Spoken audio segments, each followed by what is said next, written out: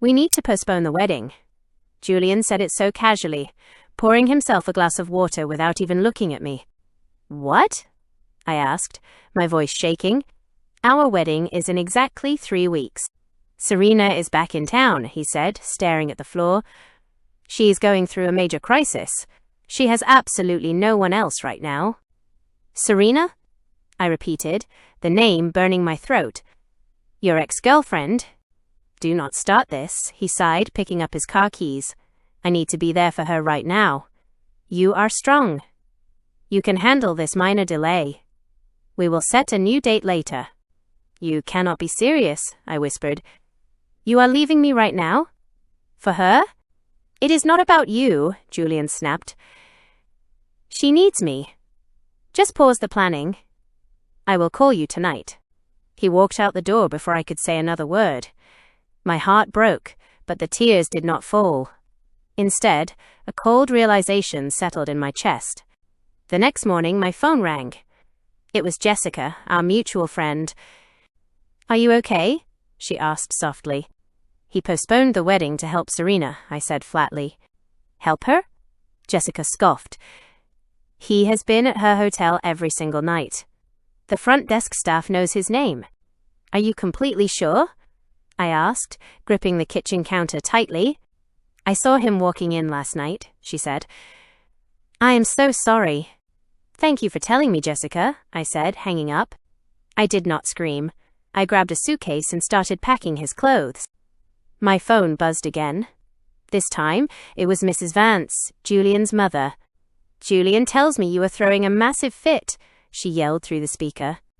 I am not throwing a fit, I replied evenly. He left me to be with Serena. You are being completely unreasonable, she snapped. Julian has a good heart. He is just helping an old friend. You need to be far more understanding. He postponed his wedding for his ex-girlfriend, I replied. I understand perfectly. You will wait for him, she demanded. Tietet ehind? Hire? Do not cause a scene. Goodbye, Mrs. Vance, I said. I ended the call and blocked her number.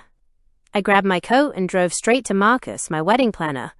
Tell me you are not cancelling, Marcus said when he saw my pale face. Keep the venue booked, I told him, sliding my credit card across the table. Do not change a single thing. But the groom? Marcus asked, raising an eyebrow. I will handle it, I said. When I returned home, there was a loud knock on my door. It was Liam, Julian's quiet, intense best friend. I heard, Liam said, stepping inside. He looked at the packed suitcase by the door. You are kicking him out. Yes, I said, offering him a drink. Good, Liam replied. He did not sit down. He just stared at me with those sharp, observant eyes. Julian is a fool, he said quietly. He chose her over me, I whispered, the pain finally cracking my voice. He never saw you, Liam said, stepping closer. Not really. Not the way I do. I looked up, stunned. What do you mean? I have watched him take you for granted for years, Liam said, his voice thick with anger. I stayed quiet because you loved him, but I am done staying quiet. Liam. I started. If he does not want the wedding, Liam interrupted, I will take his place. I stared at him, my heart pounding in my chest. You are joking. Do I look like I am joking? He asked. His face was deadly serious. You would marry me? I asked, breathless. I would spend the rest of my life making sure you never feel second best again, he said firmly. Julian would kill you, I whispered. Let him try, Liam replied. What do you say? I looked at the packed bags, thought of Serena's hotel, and then looked back at Liam's steady, warm eyes. Yes, I said. Let's do it. I walked down the aisle, but not for Julian. Liam waits for me at the altar, looking at me with a warmth I never knew I craved. Chloe, my sister, stands by my side, crying happy tears. I am so proud of you, Chloe whispers. I always hated how Julian treated you. Thank you for being here, I whisper back. Reverend Thomas clears his throat and smiles kindly at us. We are gathered here today to unite these two souls. He speaks the vows, and we marry in secret. Liam's grandfather Arthur sits in the front row. He is our only other witness, smiling knowingly at us. "You got a good one, my boy," Arthur says after the ceremony, patting Liam on the back. "I know, Grandpa," Liam replies, pulling me close. For the next few weeks, I keep up the act. Julian thinks I am just sitting at home, crying and waiting for him, but I am secretly building a real life with Liam. "You are smiling again," Liam notes one evening as we sit on our new couch. "I am," I reply, leaning against his shoulder. "You treat me so much better than he ever did." "That is an incredibly low bar," Liam jokes, but his eyes are completely sincere. I meant every vow. Through late-night talks and shared laughs, I start noticing how my broken heart is healing. Liam remembers my favorite foods. He listens when I speak. He never makes me feel small. Then, my phone vibrates on the coffee table. It is a text message from Julian. "What does it say?" Liam asks, his jaw tightening. "He says Serena is fine now," I read aloud, my voice steady. "He says he is ready to set a new date for our wedding." Liam chuckles darkly. "How generous of him." "Little does he know," I reply, tossing the phone aside. "Did you hear the news?" Chloe asks when she calls me later that night. "What news?" I ask. "Derek, Serena's secret boyfriend, completely abandoned her," Chloe says, laughing. "He packed up and moved across the country. That is the only reason she is letting Julian go back to you." "Are you serious?" I ask, shaking my head in disbelief. "I swear," Chloe says. "Julian was just her backup plan the whole time. And now he thinks you are his." "He has no idea what is coming," I say, a satisfied smile spreading across my face. "Are you going to tell him?" Chloe asks eagerly. "I am going to show him," I reply.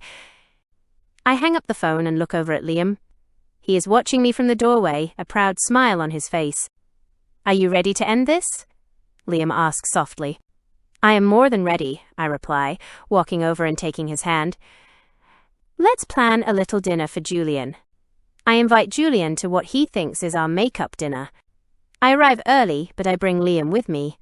We sit in a quiet booth at the back of the restaurant. Julian walks in 10 minutes late. He looks arrogant, adjusting his expensive jacket, completely ready to forgive me for being distant lately. "I am glad you finally came to your senses," Julian says as he approaches the table. His face drops instantly when he sees Liam sitting next to me. "What is he doing here?" Julian demands, glaring at Liam. "We need to talk," I calmly explain, resting my hand on the table. Julian's eyes lock onto my left hand. He sees my fingers resting in Liam's hand, and then he sees the shiny new wedding band on my finger. "What is that?" Julian stammers, pointing at the ring. "Is this some kind of sick joke?" "I did not wait around for you to finish playing hero," I say, my voice steady and cold. "You married him?" Julian shouts, drawing stares from the other tables.